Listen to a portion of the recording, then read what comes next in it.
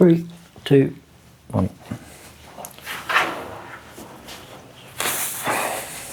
It's been a while since we've done this, isn't it? Yeah, it is, isn't it? Huh? You've got to get yourself back together, bro. I know, mate, I know.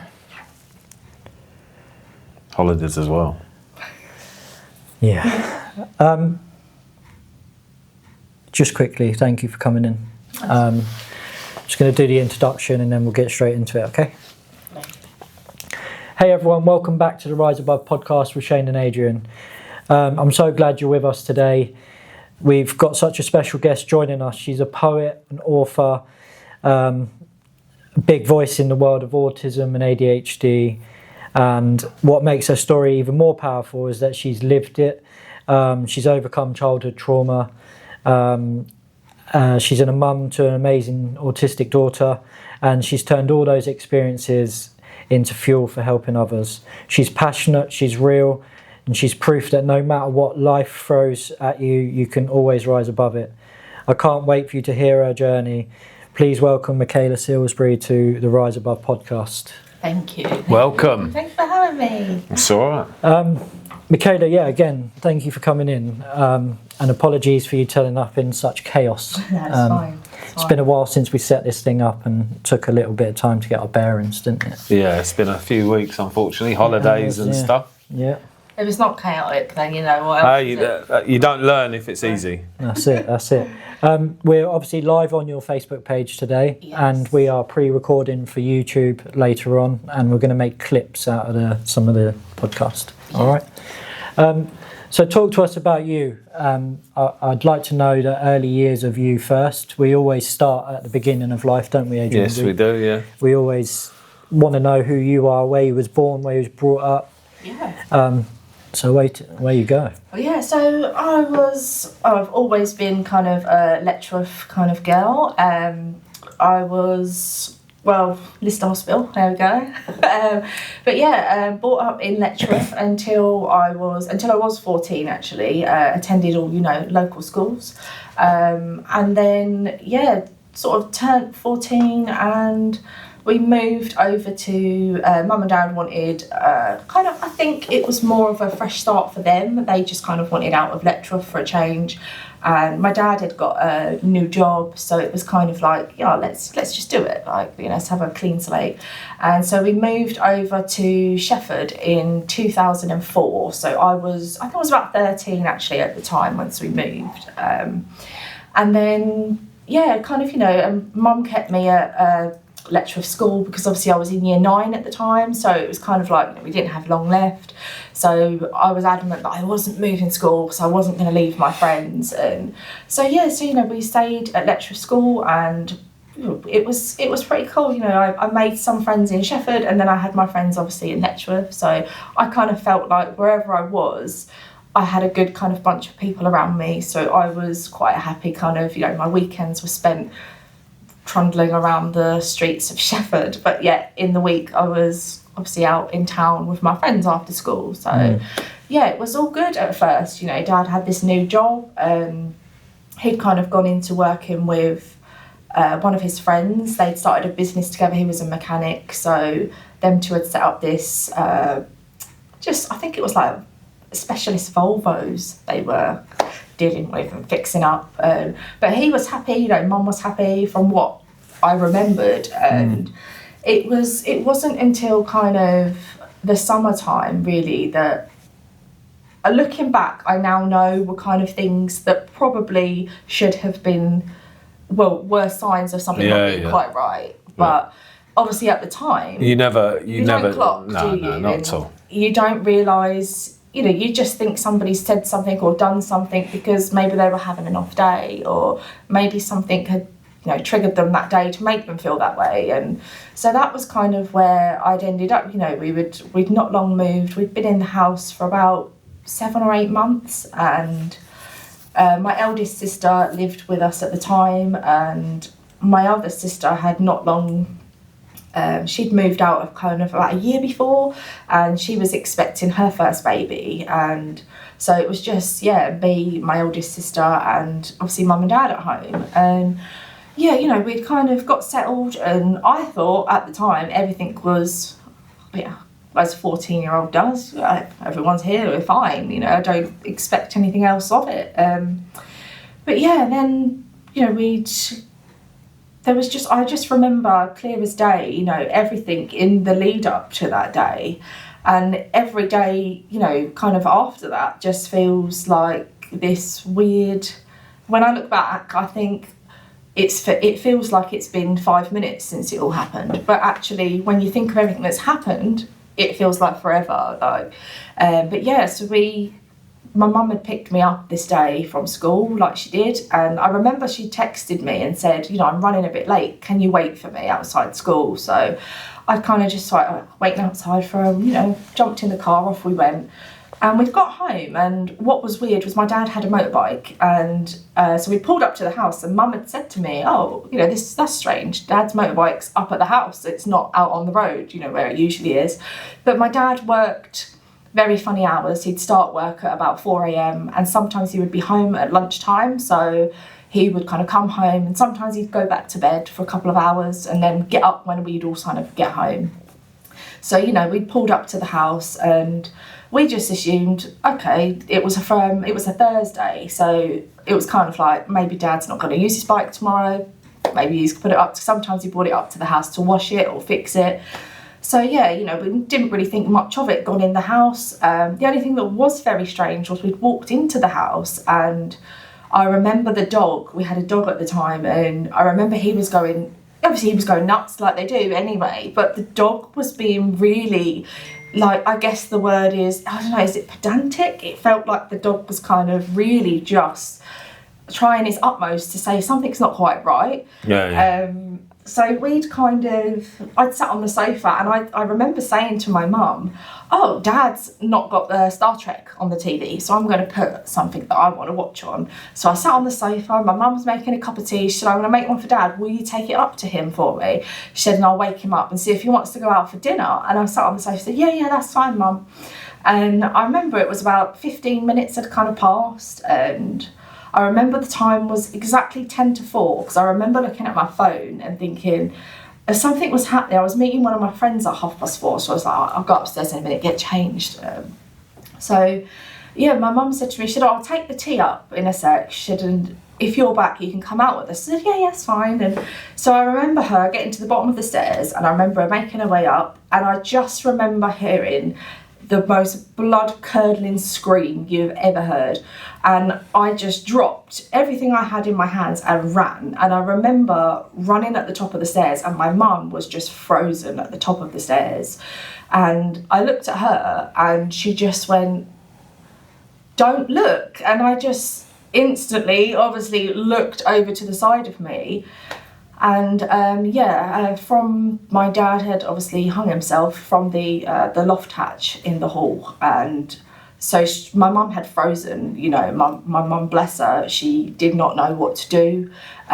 What would you do in them circumstances? Yeah. It's tough, I suppose. And the cup of tea, bless her, was just like thrown on the side, you know, and I just remember standing there thinking, we've got to do something. We've got to do something. What do we do? And at this point, the dog was jumping up at my dad and was obviously saying, this is what I've been trying to tell you.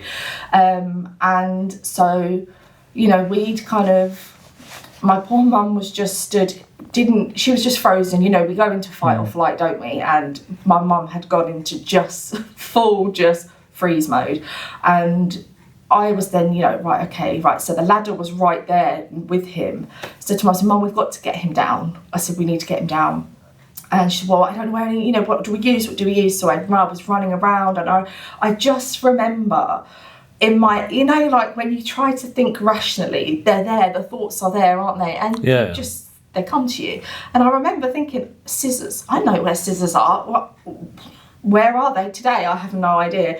So I'm running around, and at the same time as I'm going through all of that in my mind, I'm dodging what I now know is my dad's body, you know, trying to look for things in and out of the bedrooms I can get to. And so I find a pair of, actually, I don't know why they were even up there, but a pair of really heavy duty scissors just laying on the side. So I'm thinking, right, these will do. And I'm saying to my mum, you know, Mum, I need you to help me, I need you to help me, I need you to hold on to him because we need to get him down. And I just remember looking at his face and thinking, oh my God, you know, and I didn't know whether I was going to be sick. I didn't know how I felt.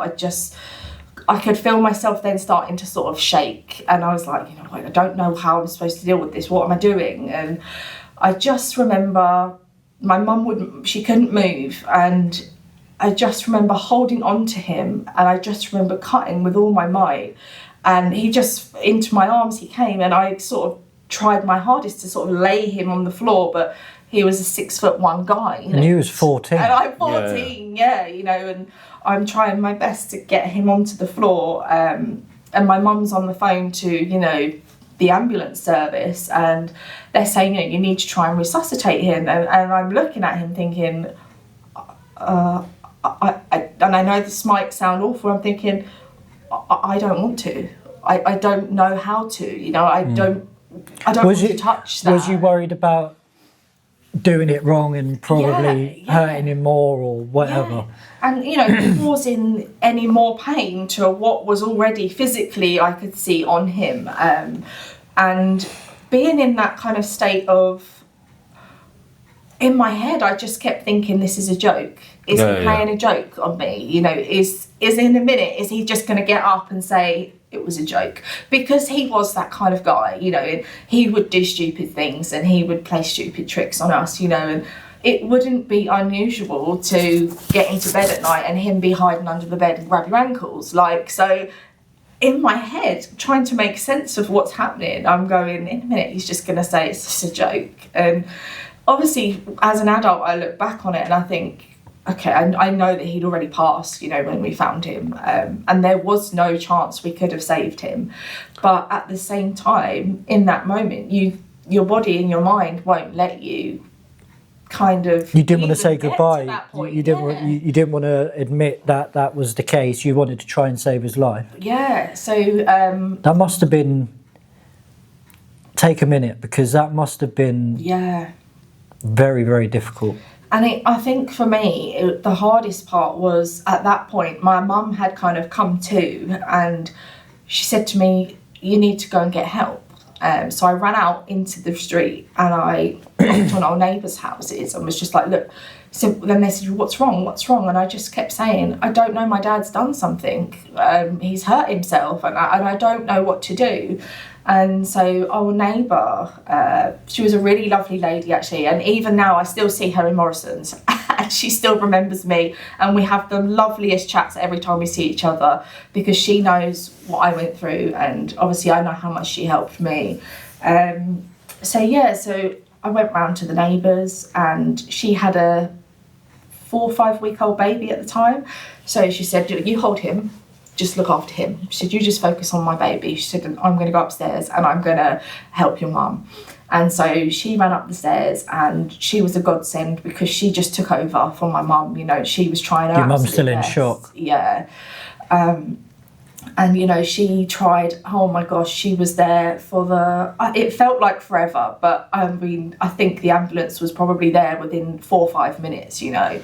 But we all know that 4 or 5 minutes in an emergency feels like hours. Like, but yeah, she came and she was just a star. And without her, I honestly don't think me or my mum would have even been able to touch him because of just how shocked we both were. And I honestly just feel like without her, you know, I wish she knew, and I hope that she does know, that without her I don't think we would have even been able to call the ambulance, you know. Like, it was that kind of, oh my gosh, like trying to process all of yeah. What was her name? Nikki.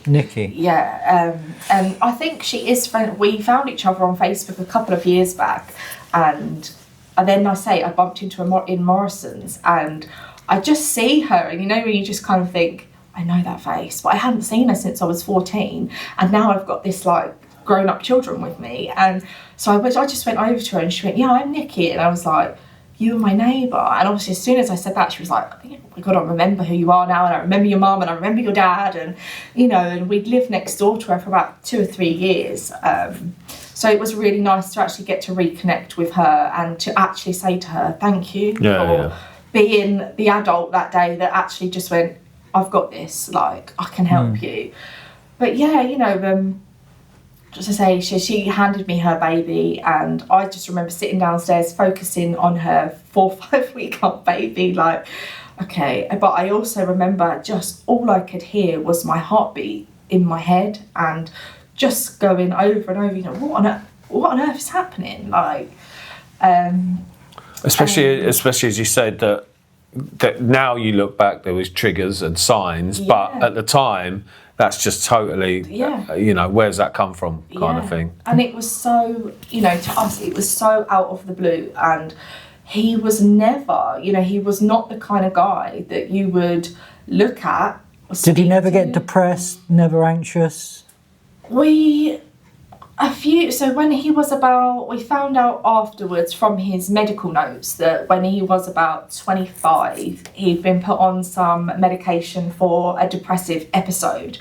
But the doctor had put on his notes that after 6 months, he'd kind of gone back and they'd said, right, you don't need to be on the tablets anymore. And so as far as they were aware medically, he hadn't had any episodes since.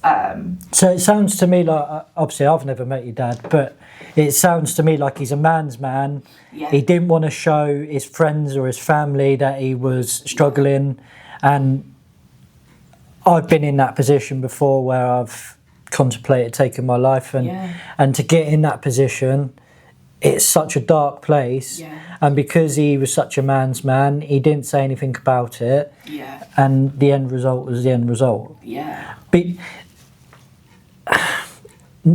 looking back on it now, you can honestly say there was no signs whatsoever. I mean, I think the only thing that any of us really noticed was probably this happened on the 8th of September. And in the summer holidays before this, I'd been back at school, I think 3 days, and then this happened. So in the summer holidays before this had happened, the only thing that was weird that had started happening was when, obviously I was at home, my mum would be at work, my dad would go to work. So sometimes dad would call home and be like, have any letters come for me? And I'd go, oh, there's a couple, but nothing really, you know. And he'd be like, can you just go and put those upstairs in my drawer, please, or in my jacket? And I'd go, yeah, okay, whatever, like, don't say anything to your mum. Okay. And this was literally probably 2 or 3 weeks, you know, beforehand. It wasn't like kind of... What do you know what it was now? Or? Yeah, so we found out that so he'd owed money on a credit card. And in this day and age now, this was only 20 years ago, so back then maybe it felt like a lot more. And I think the pressure of owing money is a lot more than the actual figure. But we found out that he'd owed about £7,000 on a credit card, and they were sending letters, you know, like the final payment letters, the final demands. And threatening to come and take goods and all that stuff.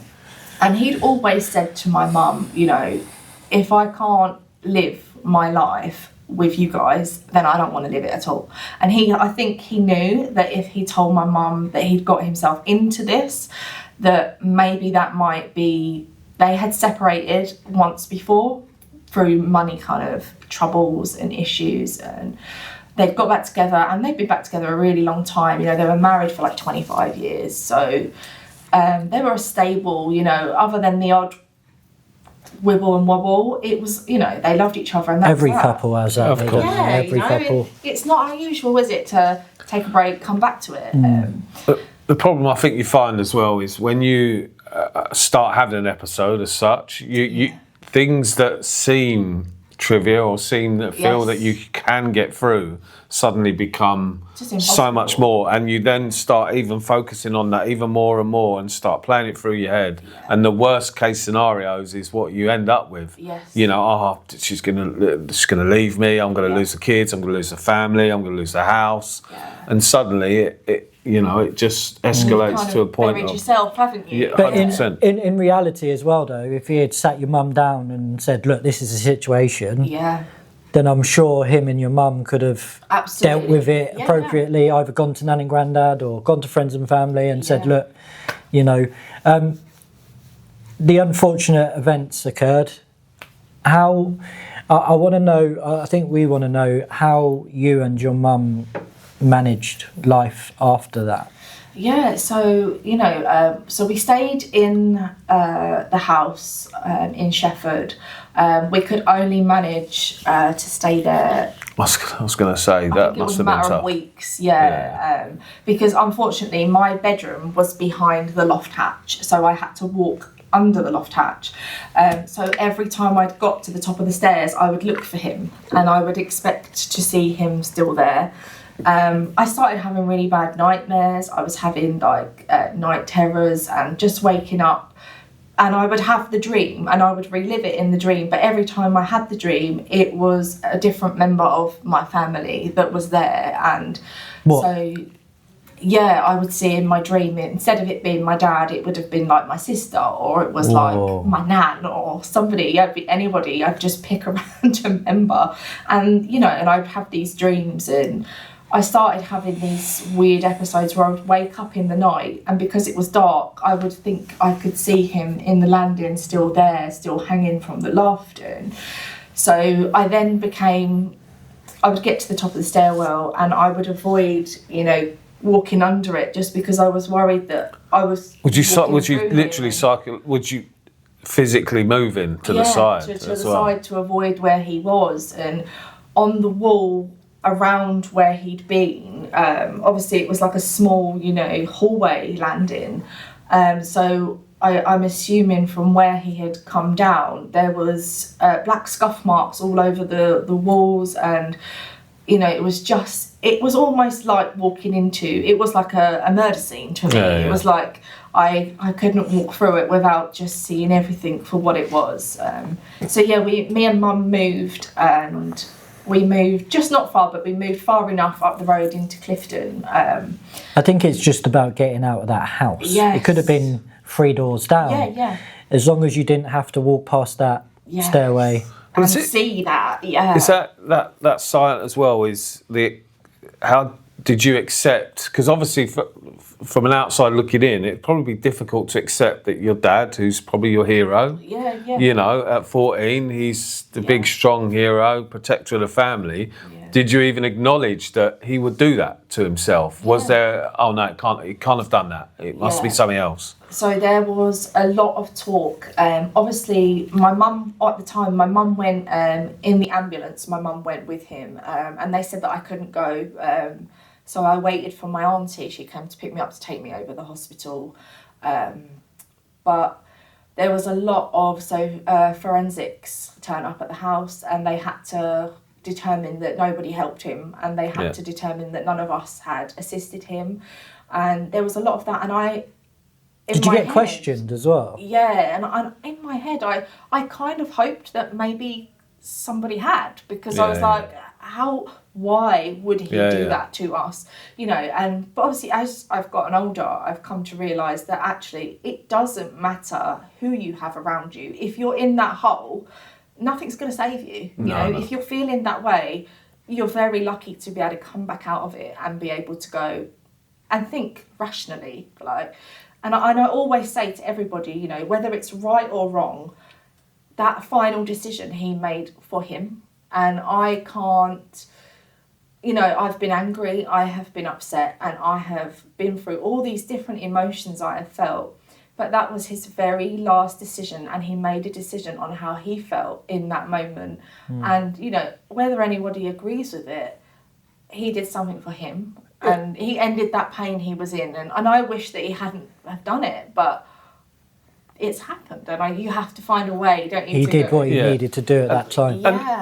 And I suppose something else to take out of that is the fact that I probably genuinely believe that he made that decision in his mind, with your best and your mum's best interests at heart as well. And that's exactly what he put in one of his letters. He left a couple of letters, and in one of them he put, I'm really, really sorry for what you have just found, but I see no other way, and I don't know how to make this better. And, and we know we often, I know this might sound a bit awful, we often debate this, me and my mum, you know, why didn't he do it out in the woods? Why couldn't he have gone on his motorbike and crashed into a wall? And you know, we have these really frank discussions, and I often say to her, but we have an answer for them because we know the type of man he was. He didn't want to do it in the woods because he didn't want everybody to know. You know, he wanted my mum to be able to decide whether it goes into the local newspapers. He wanted my mum to have full control over how this was put out into the world. Because if he was found in the public domain, then the reporters would have got hold of it. Exactly. Would have been on TV and blah, blah, blah. Because, you know, especially, you know, it wasn't that long ago, mobile phones did exist and so did cameras. You know, and reporters are ruthless, and they could have put big headlines that would have affected you and your family way more than anything else. And that was a big thing, you know, and he knew that, like I say, he had money problems, and he even stated in one of them, you know, one of his letters, if I die, my debts die.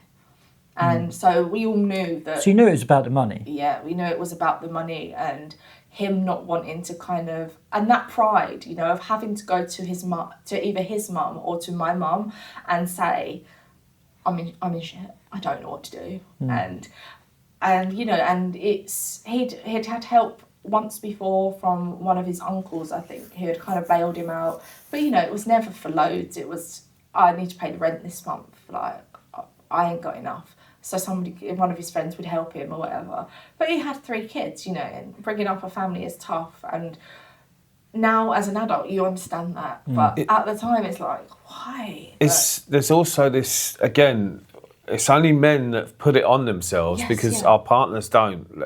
In the world where we're still the providers, we're still the ones that have to protect the family. And again, like I say, this is not from an outside, this is internal. From a male point of view, there is that caveman, however you try to make it, is still inside us. It's instilled, isn't it? And it's part of our DNA where we're the protector, we're the provider. We have to make sure everything's okay. And then we put that on ourselves internally. And that's so difficult to process, do you know what I mean? And I think for so many, and even more so at the moment, with the way things are, you know, like the cost of living, I mean, for goodness sake.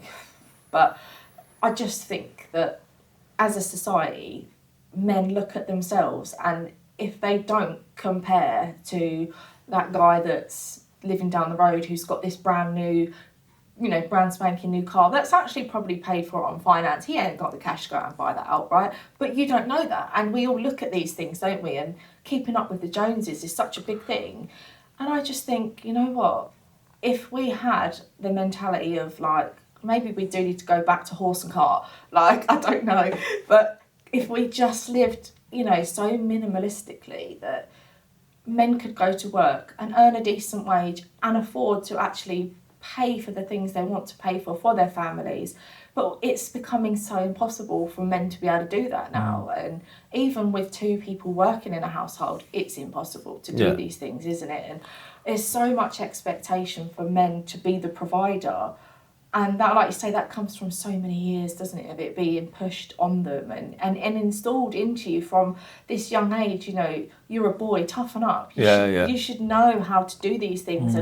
And you question, don't you? Why hasn't it come naturally to you? Why don't you know how to do this? And it's like, well, actually, we don't need to be I'm like still that, now guilty of it. I've got an 18-year-old boy, and I'm still now guilty of saying to him, son, you need to make sure that you've got a trade, that you've got something behind you so you can look after your family. I say it even to this day myself to my son. And then when I say it, I'm like, why am I doing that? So just do what you need to do, mate. But you do find yourself, son, you need to do this, you need to do that. You know, that's your caring, isn't it? You're trying to give him that, look, I don't ever want you to be in a position of feeling like, you know, and it is so difficult to find the right balance of making people feel like actually what you're doing is rubbish, or making them feel like, and trying to build them up to say, look, it doesn't matter if you're not earning big bucks or not driving a flashy new car. Because I just think, you know what, life is what it is, isn't it? And you can't make people something that they're not. And I just think there are some men out there who are more than happy to wear a very fake facade and pretend they live a life of, but actually... There's plenty of them on TikTok. Yeah, and deep down they're miserable. But that's the social media, again, that in the last 10 years, I mean, Social media life, yeah. Look, I mean, we're using it as a platform, obviously, to try and get a message across, but the last 10 years, I mean, what I see sometimes when you watch stuff, and that again puts pressure on men, children. What I watch for my daughters, you know, pressure it's on all of them, isn't it? Talking of children again, can we just go back a little bit? I'd like to know, in the pre-podcast chat we had, you mentioned after your dad did what he did, you eventually went back to school. Yes. And then some of the children in that school then started to hurl abuse at you. Yeah, so I went back to school. So obviously I was at school before attendance was this big push that it is now. So I went back to school about 5 or 6 weeks afterwards. that's still a big gap, though, isn't it? Yeah, It's still it a is big a gap. big gap, Still a big time off. And, you know, I went back in and I remember, you know, my friends saying to me, I remember getting dropped at my friend's house on the first morning back because she was like, I remember her mum saying, come to ours, you know, we'll go in together and, you know, make you feel better. And I was like, okay. I was really anxious and I remember thinking, dear God, I do not want to go back. Like, oh God, what's it going to be like? And I remember thinking, this is year 10, you know, this is getting important now. Vital year. Yeah, I need to start thinking about what I'm doing. And so I'd gone back in and... You know, I remember sitting in my form room, and I think it was about the second or third day, somebody in my year group came up to me and just went, I heard your dad killed himself. Why did you do that? And I was just like, a bit stumped, because I was like, well, I don't know. And I didn't know what to say, because I was just like, you know, isn't that the easy way out? And I was like, at the time thinking... Well, I'm not really sure if it's an easy way out because it didn't look very nice.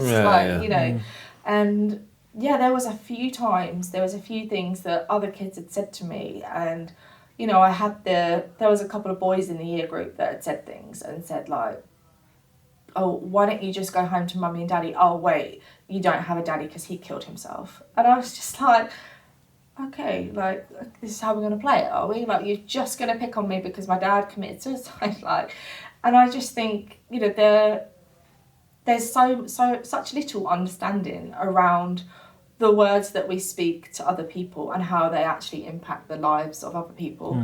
And, you know, I'd just been through that, and yet now I've got other children the same age as me actually saying things to me which could have potentially at the time made me then go, what's the point? Like, I'm never going to get out of this. It could have made you suicidal, yeah. And I just think that's something that even still now to this day, especially in schools, is not dealt with, you know. I was just going to say, again, it's that the whole thing around it again is it's not just the fact of the incident that happened, is the after shockwaves. Where's the support? How do you go about supporting a young family that's just lost their head, basically, the head of their family? Do you know what I mean? And like you say, you effectively just went back. I mean, was there any support from the school was anyone there to meet you on your first day? Do you know what I mean? To say, look, this is, you know, how we're going to get through it. This is our plan. Almost like a Senko. Just support like it. And I know they've got pastoral care and all that now at some schools, but I still don't think that it's addressed. No. So when I went back, I went in with my friend. But yeah, when I gone back into school, no, nothing. They just said they'd announced to my form class that my dad had died, so everybody knew. So they were all aware. Did they tell everybody how he died? Yeah. That's mad. So I've walked into a room full of teenagers who now are looking at me like I am this, I don't know, alien with 4 heads because my dad killed himself. And so, yeah, I went back into school and there was no real support in school. And so because I was starting to have these horrible nightmares, my mum had taken me to the GP and was like, look, I'm worried, you know, how is she dealing with this? You know, things are, because at first I know there was talk I remember hearing talk about me, that I had dealt with it off almost too well, and kind of just gone, okay, this has happened, off we go. And so then I'd gone to the GP and they referred me to CAMS. So I was seen by CAMS, and I had to attend group sessions of like therapy. And I remember driving it was out in Silso, I think. And I remember my mum taking me, and my mum's obviously a really worried mum. She's put all her eggs in one basket and she's gone, this is going to help you. And I'm going, okay, right, cool. Like, this is where we're going. And so I sat in this room with this guy, creeped me out, he did right from the start, and I wasn't comfortable. And I just, when you have a vibe, and I picked up on this vibe, and he kind of just said to my mum at the end of the session, if she doesn't stop having these episodes, we're going to have to section her, or we class this as madness. And I'm sat there thinking, dude, I can hear you. Like, not trauma then? Yeah, no mention of trauma. And so I remember going home, and when we got home, I said to my mum, I said, Mum, I'm never going back there. I said, I can't go back there. And she said, why? I said, because he had really, really long fingernails and he smelt funny, and I just couldn't think of anything else other than that while I was there. And so my mum was like, okay, but, we'll see how things go, and if you need to go to the GP, we'll take you back to the GP. And I was like, yeah, that's fine, Mum.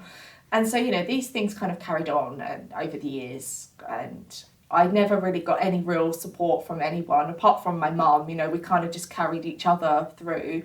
And then my sister had a baby in December, and obviously my dad knew that my sister was due to have this baby, and so my sister called me straight to the hospital when she delivered her. And I just remember looking at this baby and thinking, this is what I'm going to deal with now.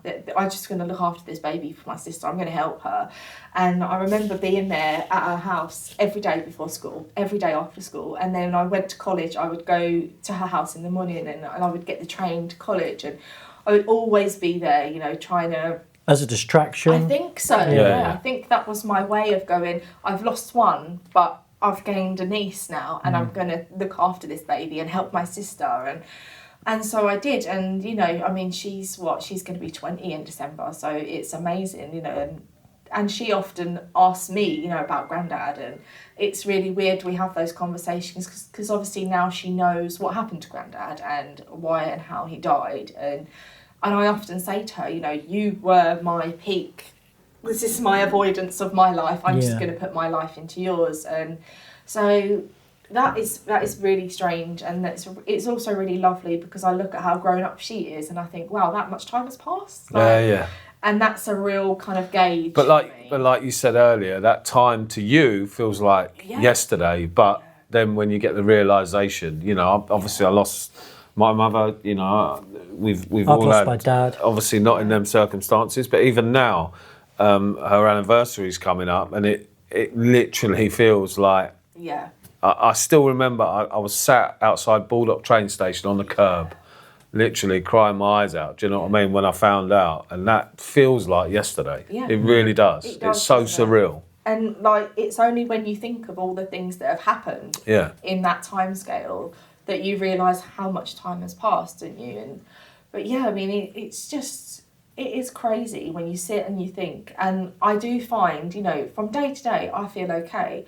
But when I do sit and I've only got to look at a photograph for too long, and then I start thinking, and I'm like, no, stop that. Don't think, because then floods just come, and once they start, it's really hard to turn that off, isn't it? And to be able to, on the 8th, it was 20 years, and even still, that whole day I'm going, I was at school at this time. I just got home at this time. I would have just found my dad. And oh my God, I was at the hospital. And do you still have, on that day, each year, you still have? I still go through every hour of the day, and I look at the clock and I'm going... That's what we was talking about out there, having a puff. Yeah. It's secondary trauma. Every anniversary is secondary trauma, and you're reliving that day every year, once a year.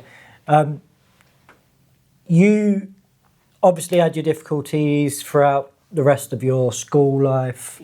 From the research that we done, you struggled undiagnosed with anything. You weren't diagnosed with anything like that. Yeah. And then you hit 19. Yes. Something in your life happened in 19. What was that? Yeah, so at 19, I found out I was pregnant with my eldest daughter, Sahara. And obviously that was a bit of a, oh my gosh, only young. What do I do? How old was you then? Pardon? How old was you then? No, I was... No, you were 19, sorry. That's good. yeah. No, It's been a while. Yeah, it's fine.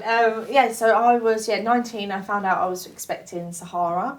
I was still at home at the time with my mum. My mum had kind of met a new partner at this point because it had been kind of... How did you find that?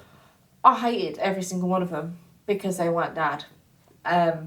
I got on with them and I never ever made a scene ever because I was like, my mum is happy. And that's all I wanted to see because I'd spent so many nights listening to her cry and watched her grieve for my dad that all I ever wanted was to just see her smile. Yeah, of course. So I never made a fuss. Such a difficult situation, isn't it? And inside I was like, I wish these guys would just...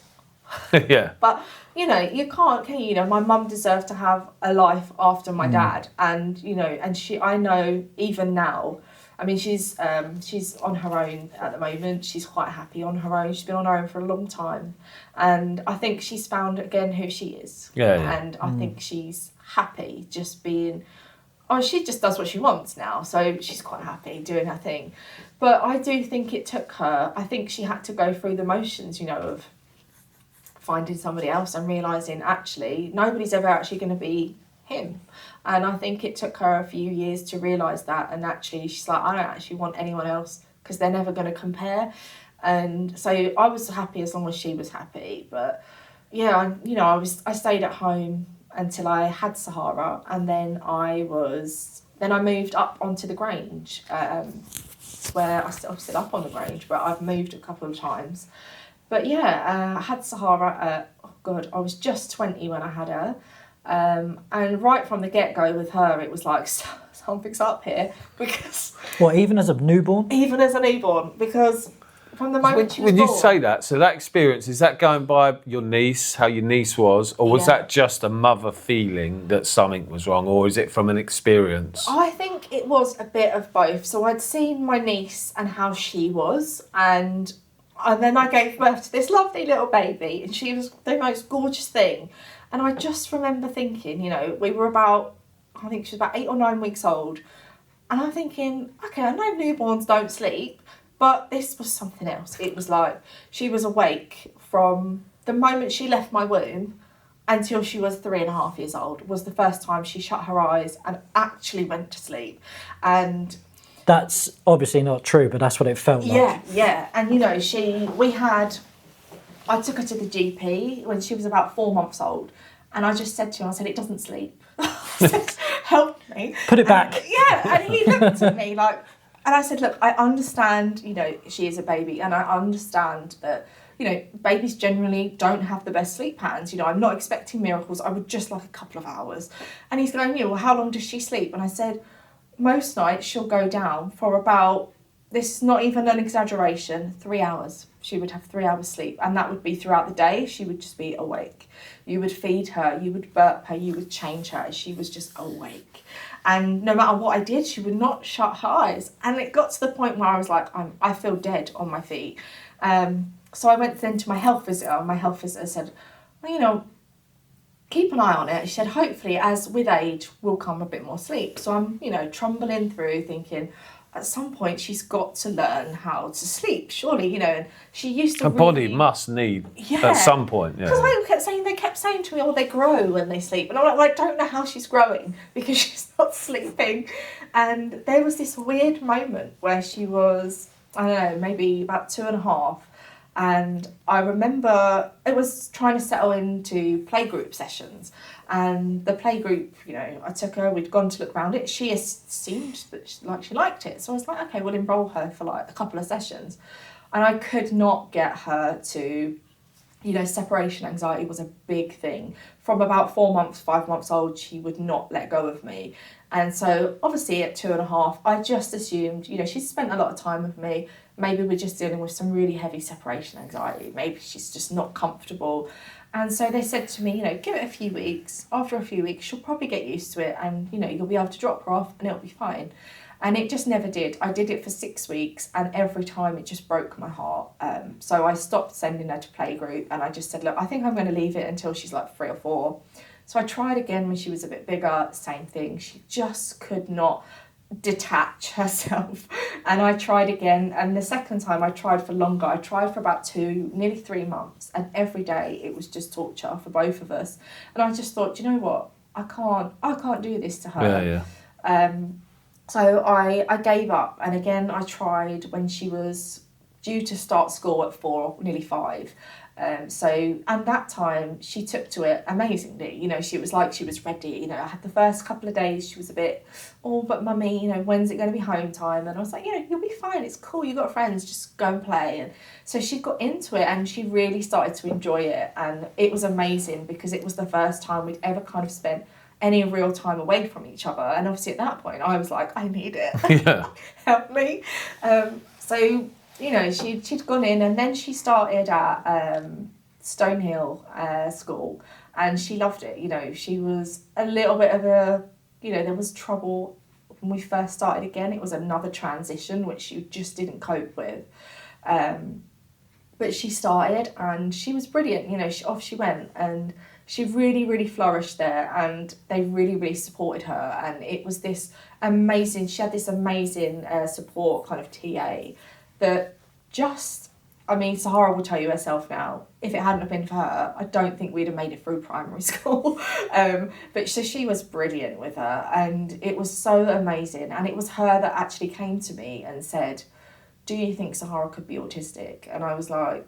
And how old was Sahara then? She was about 5 at this point. And did she have trouble making connections with other children as well, or was it just she a bit of a loner as such? Yeah, like she just enjoyed, like the other kids would be doing whatever and she'd be out there with them, but she would be doing things like lining up her cars on the windowsill while they were all playing and burying them in the sandpit. She would do things like Sahara always, so at 9 months old she was potty trained, not through choice but because she found the potty and she knew what it was for and she got herself there and she used it.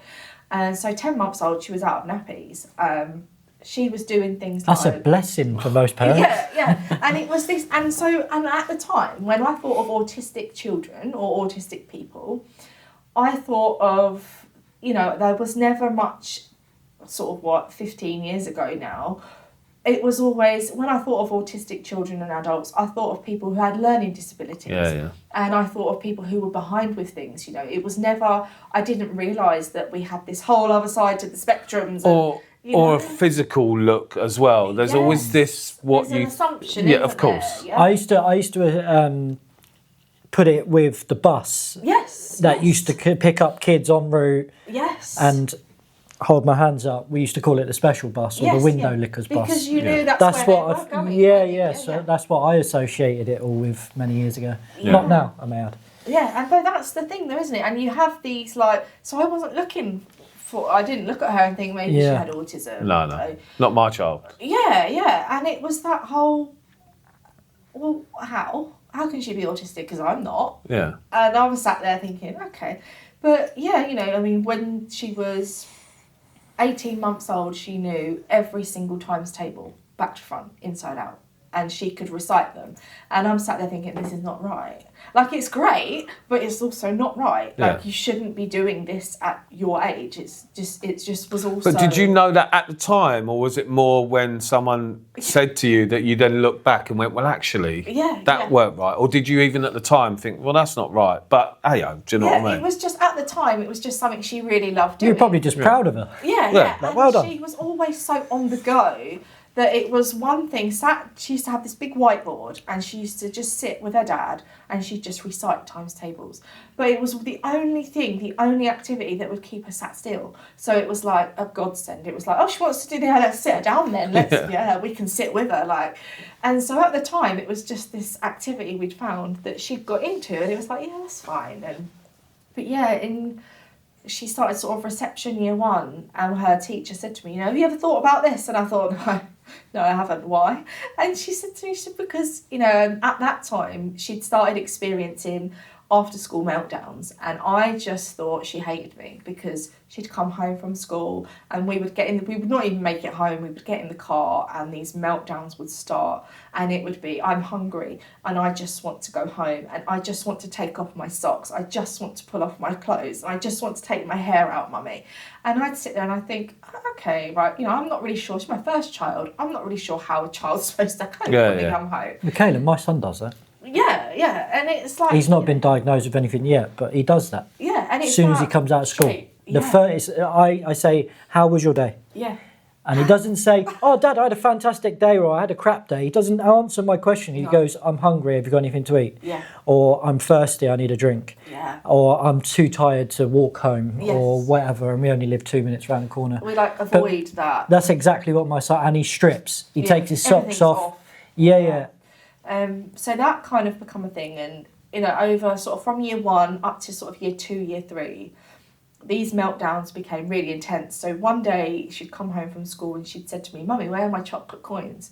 And I said to her, I've put them in the pantry, darling, so the dog didn't get on, So she went, why have you done that? And I said, well, so the dog didn't eat them, so you had them when you came home. And that was her trigger point that day. She just lost it. And this kid went upstairs, she was smashing her head on the side of the bath. She was going absolutely crazy. And she'd called me and James, well, you're both just fat fucking pigs. And this is a 7-year-old child. And I'm thinking, hold up, what? And these became, I talk about it now because I can. But at the time, I was thinking, what have I done wrong? It must be so distressing to see that as well. Yeah. Because it's like I've done everything I'm supposed to do, and yet I've got this child who, isn't not behaving normally, but from what the parenting books tell you, this is not a normal behaviour for a child. And so I'm now going, right, what have I done? And at that point, I started to question whether she had ADHD, because her energy levels were off the scale. She was having these meltdowns and she couldn't cope with all these different things that were happening. I mean, at the time she was doing archery club, she was doing football club, she was doing dancing club, and still she couldn't sleep, still she couldn't switch off. And and there were so many things we were putting onto her because it was like, maybe she'll sleep if she's tired. Of course. But, then somebody said to me at school, it was actually the same co at the time, came to me and said, look, I'm going to put her forward to see if we can get her assessed. So I kind of said, okay, that's cool. But I had no idea really at the time what this kind of involved. So Sahara was really lucky to be picked as part of a pilot scheme they were doing for early diagnosis for young girls, which had just come out. So was that with the school, was it, or with the hospital? Okay. Yeah. So they just kind of started doing more in-depth kind of assessments on females at the time, and so they'd said, it would mean that Sahara would be seen and assessed within 9 months. And obviously we'd been told it could take, at the time, this is probably good for now, but at the time it was like 18 months. So I was like, okay, half's our wait time, let's just see what happens. So we'd gone and had her assessed, and she said, there's definitely traits. She's definitely autistic, she's definitely got ADHD, OCD, and has a PDA profile as well. So she's like demand avoidant heavily. So anything that starts with can you or will you is just no, don't even bother. So obviously that's why she's triggered so very easily by all these, especially that Coke bottle effect of being at school all day and all these little things happening. Shake. And then comes home and that lid comes off and there we are, there's your child. And that masking, having to mask all day and pretend that actually nothing's bothering me, but inside she's like losing the will to live. So she was diagnosed at age 7, and obviously then I was kind of like, wow. Now you got answers. Yeah, there was like, and I remember the doctor actually saying to me, she said, please stop blaming yourself now. She said, because I know that you are. And I said, yeah. I said, what? You know, I've spent 7 years watching my child grow up. And, you know, she's grown up in a loving, kind household where she's been nothing but looked after. And, you know, I've clothed her, I've washed her, I've looked after her for every single need. And yet I'm still having this child who's screaming and shouting at me and using words towards me that really, really upset me. And, you know, obviously we'd gone through the whole what's said in a meltdown isn't a rational thought. It's complete, you know, in the moment kind of stuff. And I just remember feeling like the worst mum in the world until she then said to me, everything that Sahara is displaying is traits of autism. She said, these are all very typical traits, and you know, you just stop blaming yourself and you need to just go home. And she said, and you need to speak to someone. So all you kind of get is this folder with phone lines in. Yeah. Oh, if you need to talk to somebody, just talk to this phone line. And I'm thinking, okay, well, are these people going to come to the house and help me? Yeah. No such luck. So you're still on your own, you know. So you get the diagnosis effectively, and then it's all right. There you go. Off you go. Off you go again. So. And it's really tough, you know. I remember getting it, and I remember coming home, and I remember me and James just kind of sitting there that evening thinking, what do we do now? Like, So how does your partner, how does that work, the dynamic there? Obviously, he's having to watch this. How does he, you know, does it put a strain on you? Does it... My question would be, was it any of this aimed at him as well? Yeah, I mean, where... Or was it all aimed at mum? a lot of it. So James has been the brunt of a lot of Sahara's outbursts, and after speaking with so many different professionals on kind of autism and you know, ADHD, because she sees me as her safe person, and Dad's kind of not disposable, but Dad comes and goes. Dad goes to work, Dad comes home. Mum's with me all the time, so I have to keep Mum on my good side, and I have to try not to be a complete arse to my mum, because Mum's got to be the one that's going to have to... Mum cooks me dinner, Mum gets me to school. Yes, and whereas Dad is there, and Dad was obviously there a lot, and he's always there, but Dad comes and goes. And so if I piss Dad off, Dad will go to work in the morning and we have a break from each other. And I do think that that's kind of where... And I mean, there has been times when Sahara was younger where she'd say things to him and he would have to go and just go to his mum's for a couple of hours, because she would say such hurtful things in the moment that it would be either he goes to his mum's for a few hours or somebody's getting flipped. Like, you know, and it was that, you know, and we knew, although as much as we knew that she wasn't saying it as a direct insult or to cause any harm. But that was after the fact. Yeah. At the time, it must have been really tough. It's really Do you know tough. what I mean? Because even when my 7-year-old calls me a melt or a pleb, it's like, sorry, what? You know, and she knows you quite well then. Yeah, of course. She knows me very well. Yeah. Bless her. I do think that's tough. Yeah. It's very tough. So I can't even imagine what that would have been like, you know? Yeah, and I know that James has really struggled at times with, like, he's done, you know, so much. Like, we've read amount of books we've read between us how to help. Like, you're both professionals now then. And it's so hard because not only is he trying to navigate life in a household with an autistic daughter, but he's a man. Again, do you know we go back to that point of... And men and girls and women, we are so different. As much as we are so much the same, we work completely differently. And I know that he's found it tough at times. And I know, you know, that there's been days where he's gone to work and just thought, maybe I won't go home.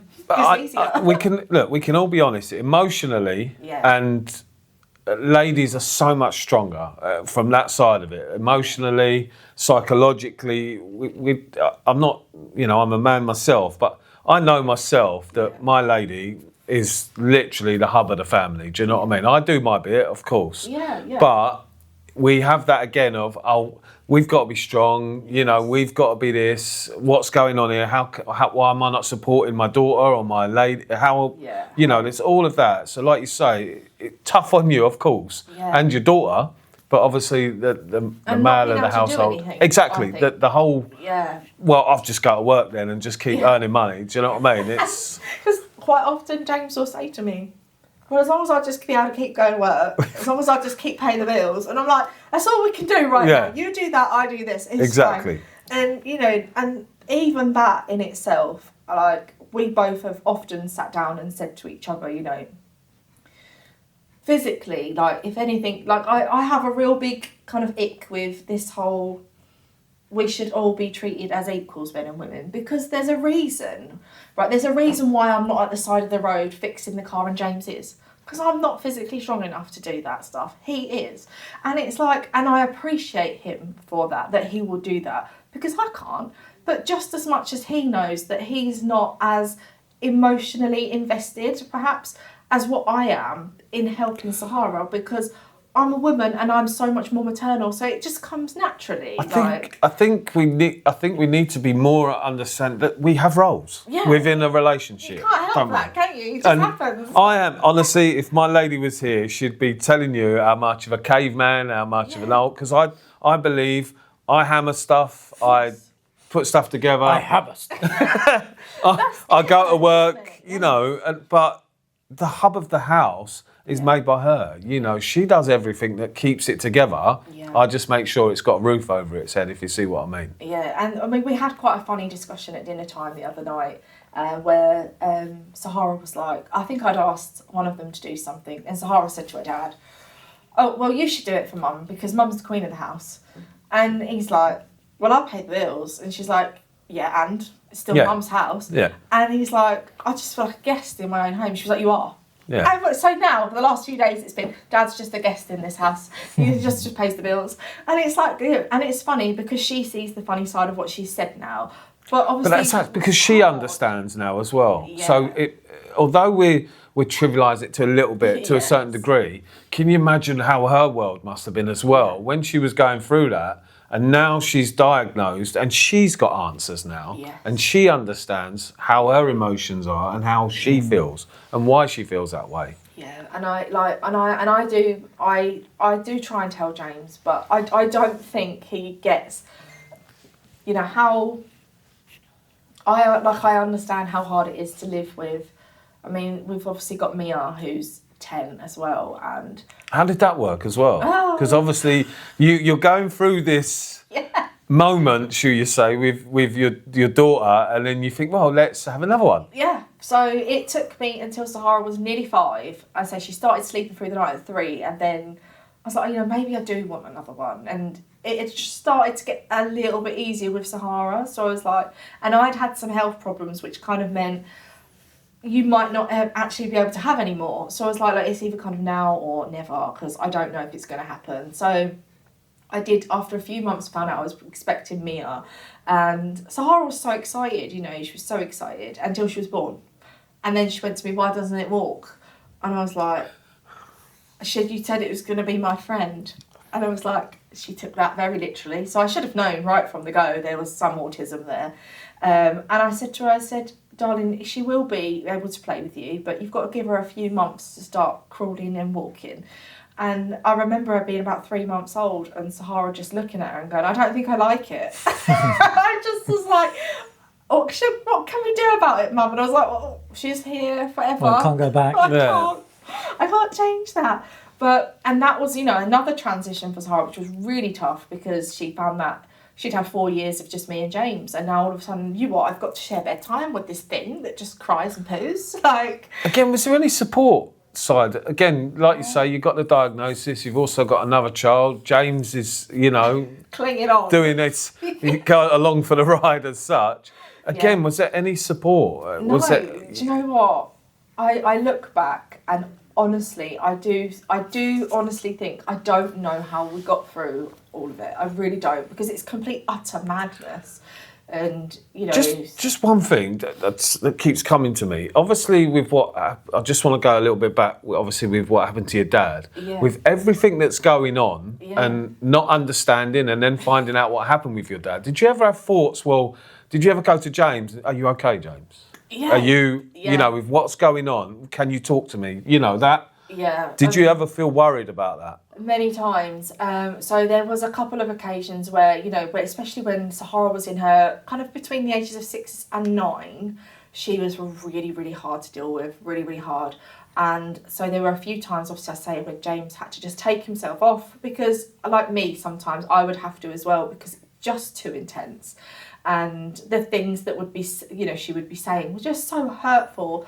And it's, it's coming from a place that she doesn't mean it, but that doesn't stop you from holding that grudge, does it? And we're human. Yeah, and I mean, that kid is just lucky I have that humanity switch on, because if I hadn't, it'd have been very easy to just drop kick her at times, Yeah. But this is the thing, isn't it? And I also see things from a different perspective with that as well now, because I understand how people who are struggling, how that very easily happens. Because you've got a kid that isn't wired in a certain way and behaves in a way that's very triggering.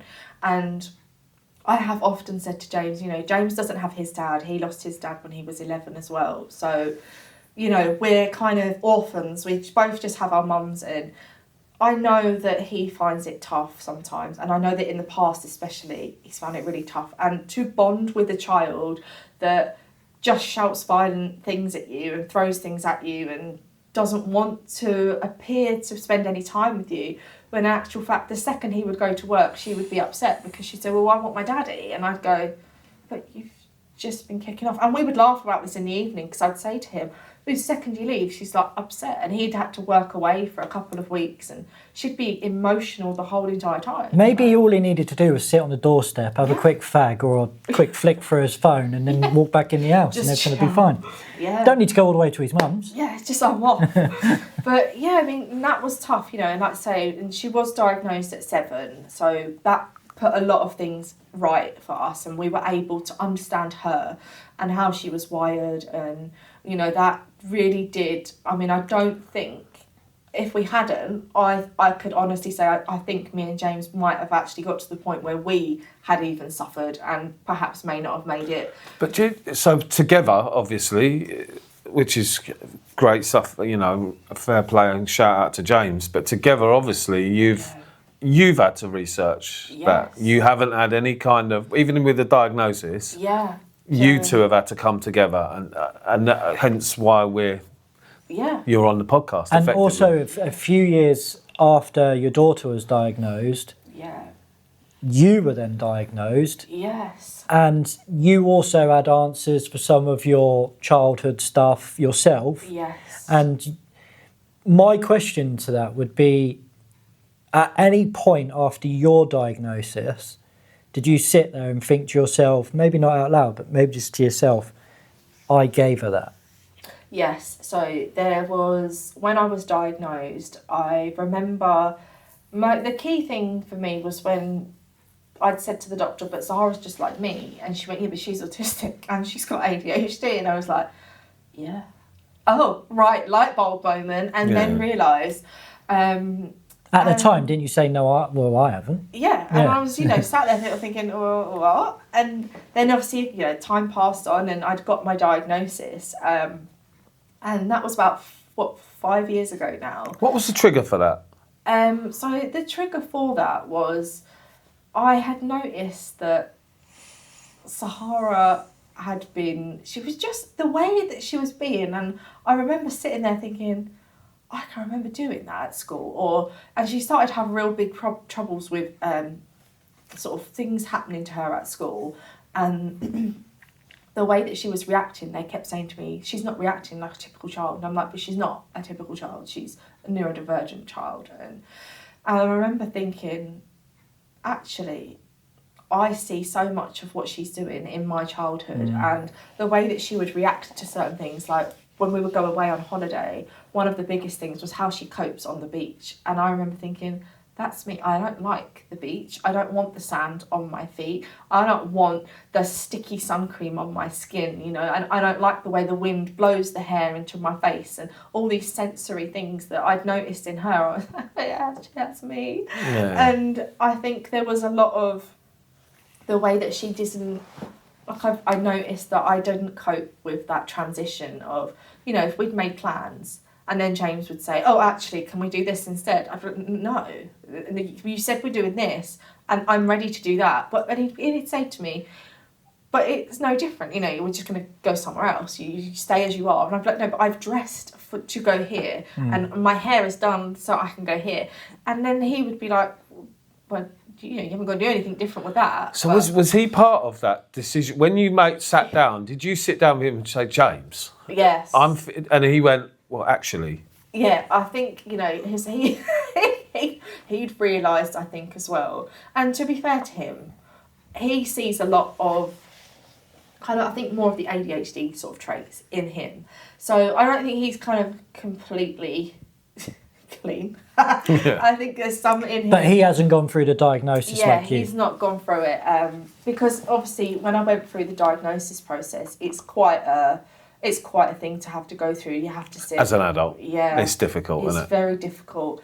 And they want to go back to, like, your childhood and they want to know your mum's postman's, like, dog's name, things like that. And I'm thinking, dude, I've just sat here and spun my life to you and you now want to know what the postman's underwear is like. And it was very weird things they were asking. And for me, it was, they'd obviously gone right back and looked at my childhood and but you've got childhood trauma. Maybe that's why. Always. That's a cop-out. Yeah. And I'm They always go, it's trauma. Yeah.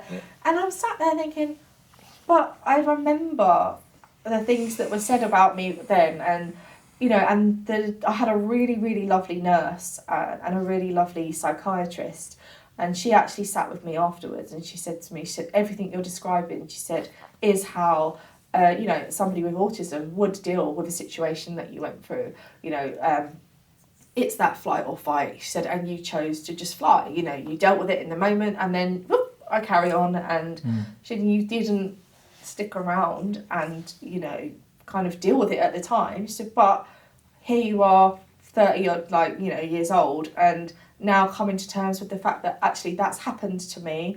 I've dealt with it, but I was diagnosed with functional neurological disorder a couple months ago, and they said to me that that is often triggered by a trauma as well in childhood. And I kind of said, well, how all of a sudden is my brain and my nerves, you know, hubs not working? And he said, well, you know, your nervous system has been in survival mode for such a long time that it's sending signals to the wrong parts of your body, you know, and the software is just not doing what it's supposed to be. He said, the hardware, brilliant. He said, but it's the soft wiring and stuff inside that's just not working properly. And I remember thinking, you know, we really have no idea how much trauma impacts us as children and even as adults. You know, if you go through something as an adult, you're going to carry that everywhere with you.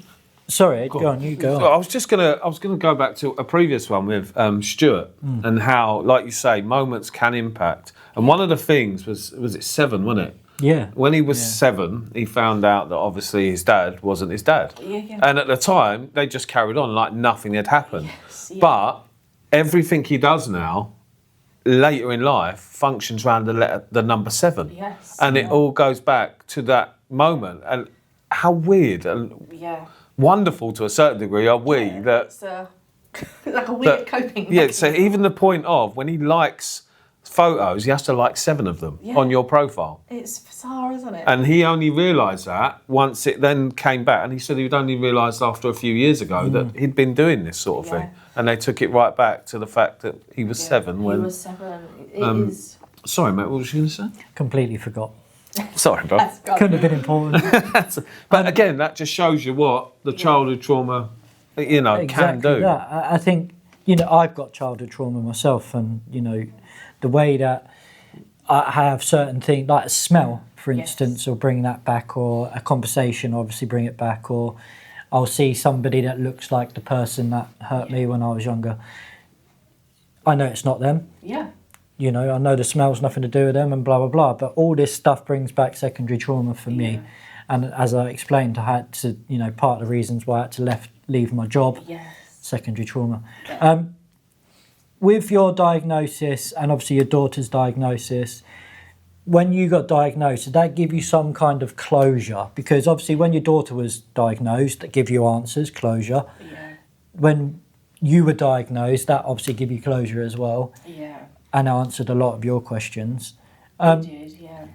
From that moment, did you go, was that a light bulb moment for you to go, right, I'm going to become an advocate for autism and ADHD? Yeah, what was the trigger, effectively, for you to then say, I feel that we've not had enough support here? Yeah, so what had happened was, so I'd got my diagnosis, and then I think it was about 2 years later, Sahara had started secondary school.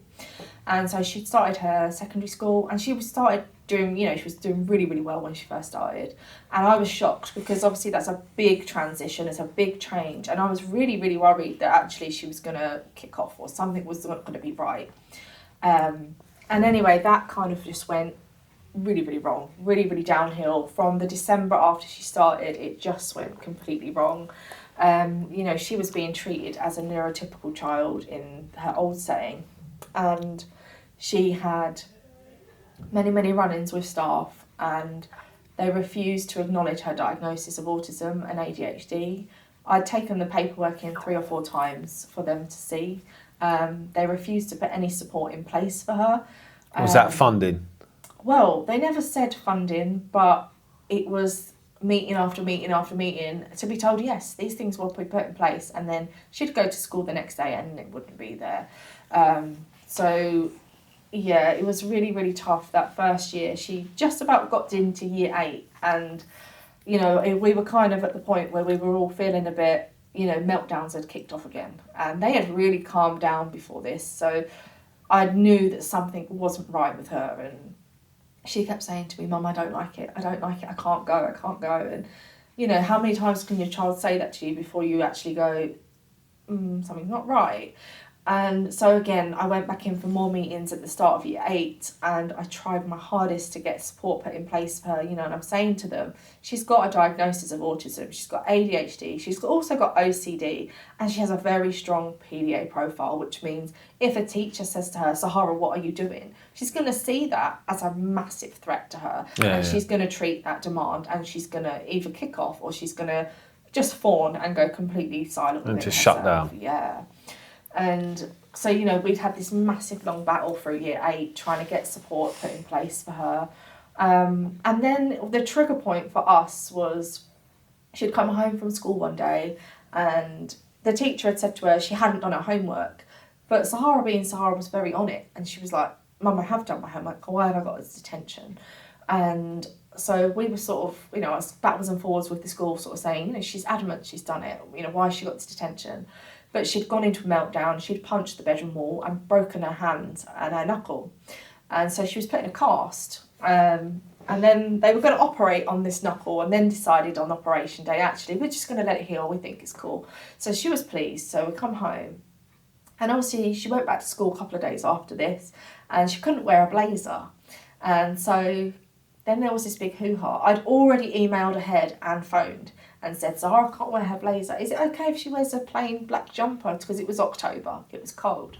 Oh yes, that's fine, Miss Silsby, you just bring her in, that's absolutely fine. So she'd gone into school with her, jumper on, and she was questioned every single day for 3.5 weeks as to why she didn't have a blazer on, even though she had a cast on her hand, which was quite obviously visible. She was questioned day in and day out, and I know if you deal with autistic people, that questioning day after day is just too much. It was too much for her. And so, anyway, she'd had this appointment come through for her hand, and they'd said, oh, can she attend at 9 in the morning? And James had said to me, I can take her. That's fine, I'll take her. So off she went. And she'd gone in that morning to the hospital, obviously with her cast on. They'd taken her cast off, put her into a nice little splint, and she'd said to James in the car, I haven't got my blazer, Dad. He said, that doesn't matter, you've been to the hospital, I'm taking you straight back to school afterwards, because you know what it's like. They can't miss too much school, so let's go. Yeah. So James dropped her straight back at school. She was very pleased. She'd had this small little splint on, and obviously she'd got to school, and I'd made them aware she was at the hospital. Yeah. And so she'd been at school for 45 minutes, and she'd made her way up to her locker where she was heading to. And so her teacher again, Sahara, why haven't you got your blazer on? So Sahara turns around and she sees who it is. It's the same teacher who kicked off a few times at her. So she said, Mum, she said, all I did, she said, I just started walking. She said, I wanted to get up the stairs, I wanted to get away from her, I couldn't. She said, I've been at the hospital and, you know, she'd gone into school a bit dysregulated anyway because she'd had a bit of a morning at the hospital. And, you know, anybody with any understanding of autism knows that if a child or a person with autism says, please leave me alone, just give them some space, leave them alone. And so she'd said this a few times, please leave me alone. No, it wasn't happening. So she'd decided to run from this teacher, and she ran, tripped down 2 flights of stairs and snapped her tibia bone in her leg on the growth plate. And then the first aid attended to her on the stairs. Now, knowing this child is autistic and knowing that, you know, interoception might not be what it is in neurotypical people, which, you know, how do you feel things? And so they told her to get up off of the stairs and go to her next lesson. So Sahara, being Sahara, was like, I've done what the teachers told me to do, and she hobbled to her next lesson, where she then nearly passed out and threw up, and her teacher of the lesson said, Sahara, what's wrong? She said, well, I just fell down the stairs, sir. So he said, well, let me see, you know, what have you done? And quite obviously it was very broken. So he then got one of her friends, you know, to get a wheelchair from the office, and off she went. And so James turned up at the school. I'm at work going, what the hell is going on? And he said, I got to the school, he said, and this same teacher then stood over Sahara saying, I'm going to need to have a word with you. This child is in tears, sat in a wheelchair. She's just broken her leg, and now this same teacher feels that it's okay to stand above her and shout the odds at her. And James just got the wheelchair, just like, off we go. And so anyway, you know, that for us, the level of just not understanding that they showed through any time that she'd had and needed them to. And, you know, even after that, trying to get her back into school, trying to get her comfortable, imagine. You know. Nobody took the time to understand her. All she needed was somebody. Even after all this? Yeah, even after all this. She's gone back in, and I finally get her back in the January, and she goes in, and she has probably about 12 to 15 days in that school year up until the September. And then year 9 started in the September, and she went in for 2 days. And on the second day she went in, somebody in her year group, Sahara doesn't look what a society deems what a typical girl should look like. She has short hair, she wears a tracksuit because she's just the biggest tomboy you will ever meet. So a boy in her year group took it upon himself to call her, I don't actually know if we should say the word because it's just vile. So he referred to her as a transsexual, but in a very slur term. And he then proceeded to push her onto the floor and sat on top of her and punched her in her face until he broke her nose. And then this was all videoed. And so by other children in the class? By other children on the playground, yeah. So I obviously had to see this. So I then called the police because the school did nothing. So again, the school did nothing? Yeah. They actually said to me, if Sahara came back into school after this, that she might be put into isolation because she approached the boy and asked him why he felt it was okay that he called her the name that he did. And I was like, so they said that she provoked him. I was like, okay, so if a bloke did that to me on the street, he's allowed to do that, is he? Because, like, but yeah, it just doesn't matter. My daughter was attacked, my youngest, who's 6. When you were saying that, I knew you was going to mention it. I just couldn't. It riled him. Basically, this boy had behavioural issues, which is fine. I've got no issue with that. No. But that doesn't mean that you can then go and keep attacking my daughter. No. At one point, he stabbed her in the face with a pencil. And again, it was nothing is done. I literally had to get the counsellor involved, our local MP. I had to copy NHPC before the school would actually acknowledge me. Yeah. And even then, we went in, and she's just gone into a new year. Yeah. They were still going to put them in the same class as if nothing was going on. It's madness. And it's only because we kicked off that bad that they went, we'll put him in a different class. And it's just like, what are we doing here? Why do you have to go to such lengths to secure any kind of like protection for your child? Like, but yeah, so that was the case. You know, it was the school weren't interested, and I pushed and they did nothing. The police said there wasn't enough evidence, but I don't know, the justice system never really has been great. We've never had a great experience with that, but yeah, no comment. Yeah, it's one of them, isn't it? But yeah, and obviously they tried to get that done as a hate crime because of the name that he called her, and still they said there wasn't enough evidence. So Sahara, when they came round to the house, Sahara told the police outright, she said, if you're wondering why kids take things into their own hands, she said, it's because you lot do nothing. She said, and I feel like a prisoner in my own home. She said, because if I go out now and I see that boy, he's going to hurt me. And he did. He carried on. He carried on after this, and we reported it again and again, and they still did nothing. How is she now? So from January this year up until about April, May time, it was really, really tough. I think she was dealing with a lot of burnout. I think she was dealing with a lot of PTSD type symptoms of things she'd been through. But she had a real big crisis through the summer, a real big crisis. She admitted to me that she'd been self-harming, and she admitted that, she was finding things really tough. But I say that, but I also want to just say that she's now in a school setting, which has completely transformed her as a person in the last nearly 4 weeks she's been there. And she's a different child. She's now at her Hitchin Girls School.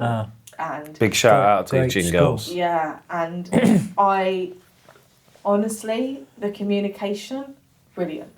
They've taken her diagnosis, they've accepted it for what it is. She does now have an EHCP, which took me the last 2 years to get, but she does now have that as extra kind of, comfort to us as well, as it's the legal document. But, it's one of those things that she shouldn't have had to go through all of what she went through. All of you shouldn't have had to go through that as well, especially her, but even more so as a family. Do you know what I mean? Yeah. And hence, again, I suppose that's why you've taken it to that. a bit further. Yeah. And made a stand in your own way as a family. Which kind of brings me on to the ending of our podcast. But before we do end, I want to touch on all the struggles that you've gone through life, and with your dad, and your undiagnosis as a child, and then you diagnose, and then you have a child, and then they're diagnosed. Yeah. All these struggles and strifes that you've done, not only have you risen above them all, you're now a massive advocate for autism and ADHD, and you've wrote a poem book, a book of poems. My first one, yeah. And we've never had this before, but I'd really like it if you've also got a Facebook page as well. Yes. What's that called? Spilling the tea on autism and ADHD. Yeah. Wicked stuff.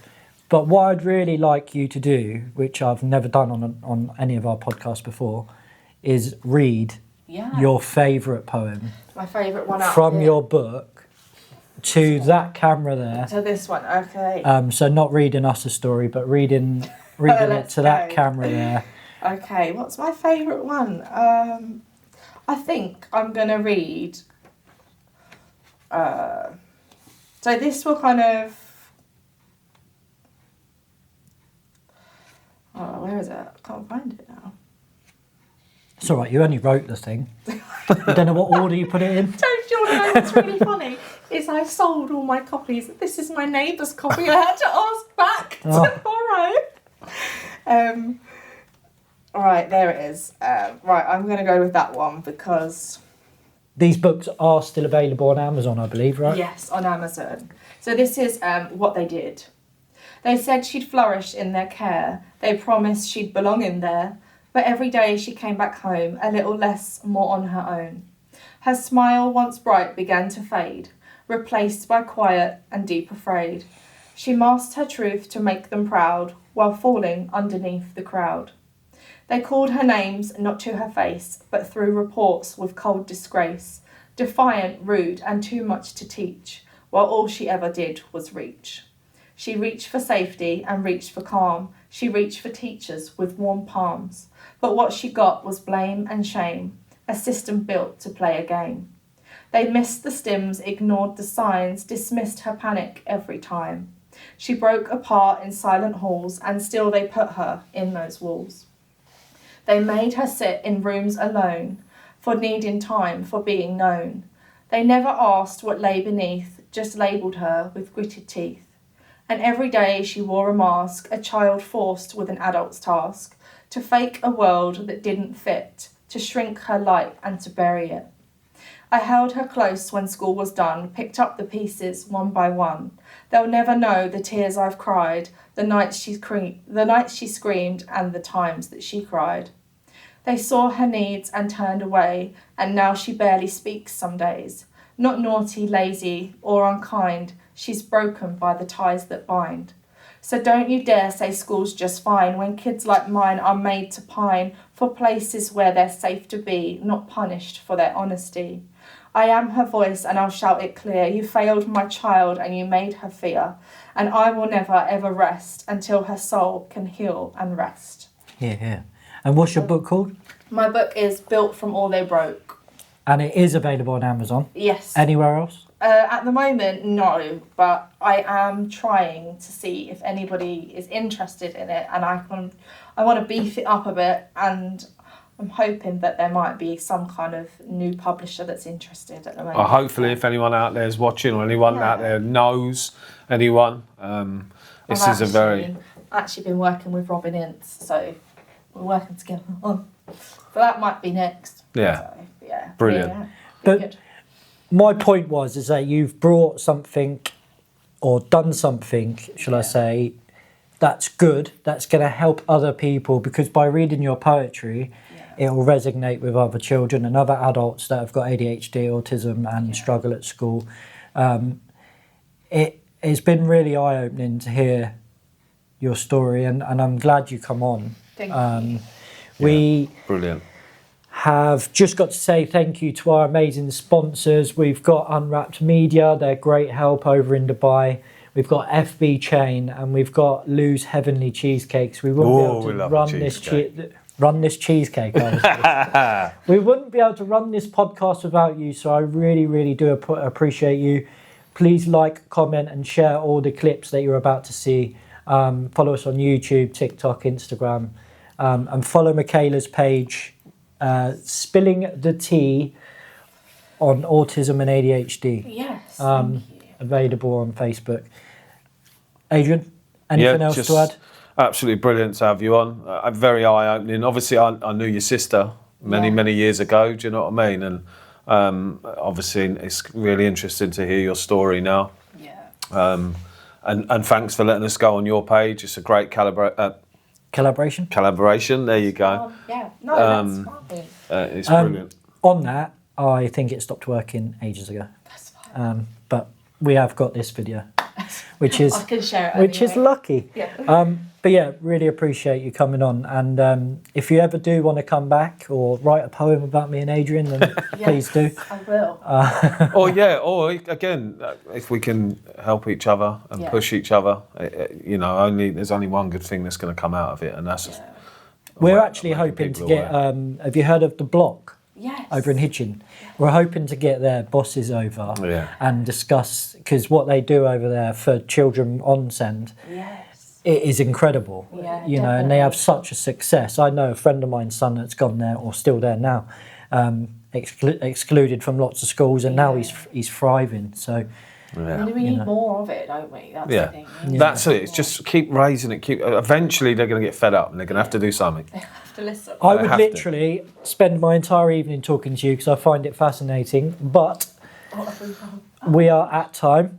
And I really I've got my appreciate children it. texting me saying, "Dad, when's dinner?" Yeah. Otherwise, they will be come for me. But yeah, thank you very much. Such an appreciation. Oh, we've done it. But again, how much more could you have? Yes, we could have gone. That's what I'm saying.